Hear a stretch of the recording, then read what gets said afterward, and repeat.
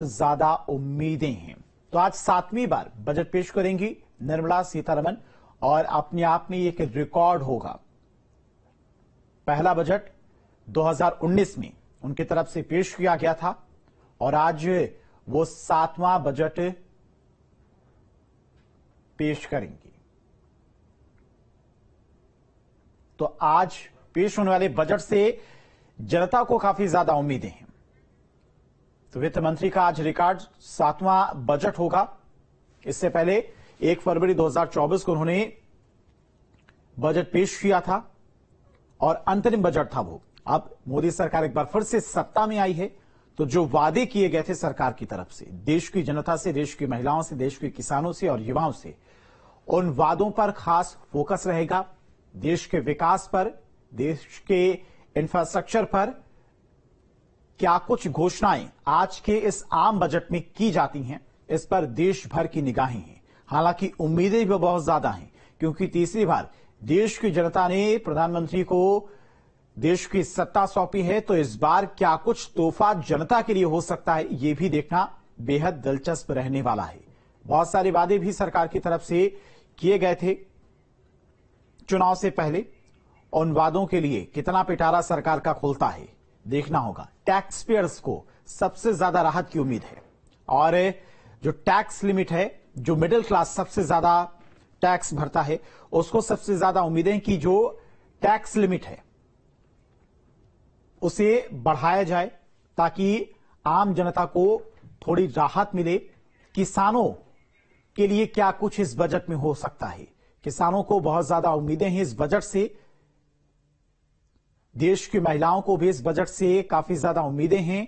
महंगाई जिस तरह से बढ़ी है, उसको कम करने को लेकर सरकार की तरफ से क्या कुछ कदम उठाए जाएंगे, आने वाले दिनों में सरकार की तरफ से कौन कौन सी योजनाएं चलाई जाएंगी देश के किसानों के लिए, देश के युवाओं के लिए, ताकि देश के युवाओं को भी रोजगार मिल सके। और जैसा कि प्रधानमंत्री की तरफ से कहा गया है कि तीसरी सबसे बड़ी अर्थव्यवस्था भारत को बनाना है, तो उसको लेकर बजट किस तरह का इस बार रहता है, देखना होगा। 7वीं बार आज वित्त मंत्री निर्मला सीतारमण बजट पेश करेंगी और यह अपने आप में एक बार रिकॉर्ड होगा।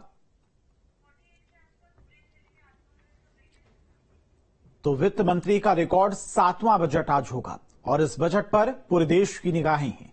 रेलवे के लिए क्या कुछ इस बजट में हो सकता है, देश के विकास को लेकर इस बार के बजट का मॉडल क्या है, कितना पैसा देश के विकास को लेकर सरकार इस बार खर्च करने वाली है, देश के युवाओं को नौकरी देने के लिए क्या कुछ सरकार की तरफ से इस बार के बजट में होने वाला है।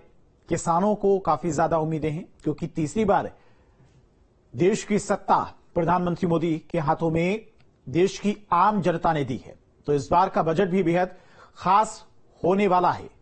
देश को ऐसी उम्मीदें हैं कि तीसरी बार सत्ता प्रधानमंत्री मोदी को मिली है, तो जो वादे सरकार की तरफ से किए गए थे चुनाव से पहले प्रधानमंत्री मोदी की तरफ से, उसको लेकर इस बार के बजट में क्या हो सकता है। तो कुछ देर बाद राष्ट्रपति भवन भी जाएंगी वित्त मंत्री निर्मला सीतारमण। राष्ट्रपति द्रौपदी मुर्मू से मुलाकात करेंगी। उनकी मंजूरी के बाद आज 11 बजे माना जा रहा है कि वित्त मंत्री अपना 7वां बजट पेश करेंगी। तो पहला बजट उन्होंने 5 जुलाई 2019 को पेश किया था। उसके बाद 2020 में दूसरा बजट, 2021 में तीसरा बजट, 2022 में चौथा बजट उन्होंने पेश किया था, 5वां 2023 में, और छठा बजट 1 फरवरी 2024 यानी कि इलेक्शन से पहले जो अंतरिम बजट था वो उन्होंने पेश किया था। आज 7वां बजट वित्त मंत्री पेश करेंगी, जो अपने आप में एक रिकॉर्ड होगा। और इस बजट से काफी ज्यादा उम्मीदें भी देश की आम जनता को हैं, क्योंकि जिस तरह से विपक्ष की तरफ से तमाम हंगामा किया जा रहा था मुद्दों को लेकर, चाहे वो रोजगार की बात हो, देश के विकास की बात हो, देश के किसानों की बात हो, तो इस बार सरकार इन सभी के बारे में क्या कुछ सोची है और बजट में इन लोगों के लिए क्या कुछ सरकार की तरफ से प्लान बनाया गया है, कितना पैसा किसानों के लिए खर्च किया जाएगा, यह भी देखना होगा। तो वित्त मंत्री निर्मला सीतारमण आज मोदी सरकार 3.0 का पहला बजट पेश करेंगी। वित्त मंत्री के निवास से हमारे सहयोगी की रिपोर्ट देखिए। वित्त मंत्री निर्मला सीतारमण आज 7वां बजट पेश करने जा रही हैं। वित्त मंत्री लगातार बजट पेश करती रही हैं और सबसे ज्यादा बजट पेश करने का रिकॉर्ड एक तरह से वो बनाते हुए दिखाई दे रही हैं।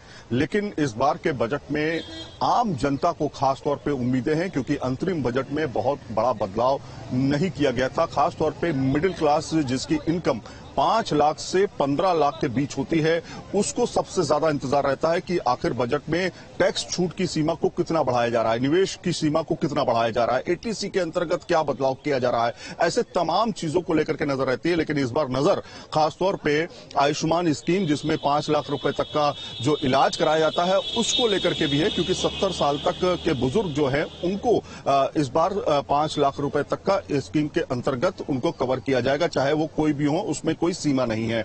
इस समय वित्त मंत्री निर्मला सीतारमण के घर पे मौजूद हैं और एटीसी के अंतर्गत जो सूत्र बता रहे हैं उसकी सीमा को करीब 1.5 लाख से 2 लाख रुपए तक किया जा सकता है, जिसमें बीते 10 साल से कोई बदलाव नहीं किया गया। इसके अलावा टैक्स स्लैब में बदलाव किया जा सकता है। टैक्स छूट की सीमा को करीब 50,000 से 1 लाख तक बढ़ाया जा सकता है। इसके साथ में अगर हम स्टैंडर्ड डिडक्शन की बात करें तो उसमें भी बहुत बदलाव नहीं किया गया। 2019 के बाद से 40,000 से 50,000 जो स्टैंडर्ड डिडक्शन है वही रहा है। उसके बाद में बदलाव तक अभी तक नहीं किया गया, तो उसमें बदलाव किया जा सकता है। उसकी सीमा को 50,000 से 1 लाख तक किया जा सकता है।